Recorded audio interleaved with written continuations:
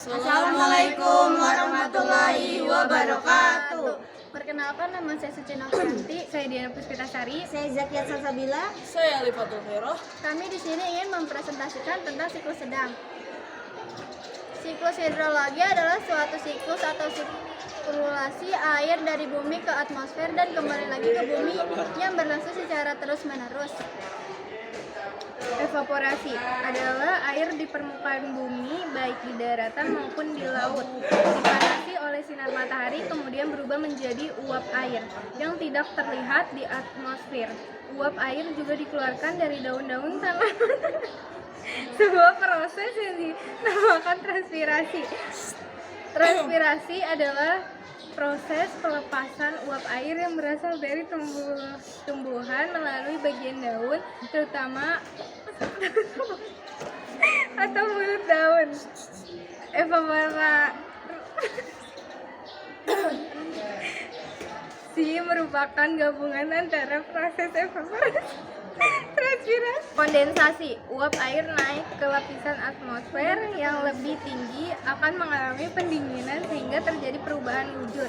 Kondensasi menjadi embun titik air, salju, dan es.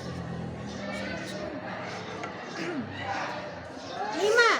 Adveksi merupakan proses penangkutan air dengan gerakan horizontal seperti perjalanan panas maupun uap air dari satu lokasi ke lokasi yang lain oleh gerakan udara mendatar. Presipitasi, awan yang mengalami adveksi selanjutnya akan mengalami proses presipasi. Proses presipitasi adalah proses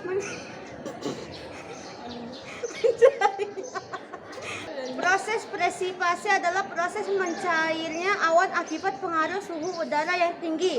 Pada proses inilah hujan terjadi, butiran-butiran air jatuh dan membasahi permukaan bumi.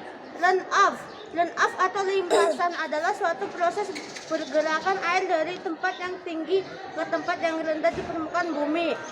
Infiltrasi, perembasan atau pergerakan air ke dalam tanah melalui pori-pori tanah.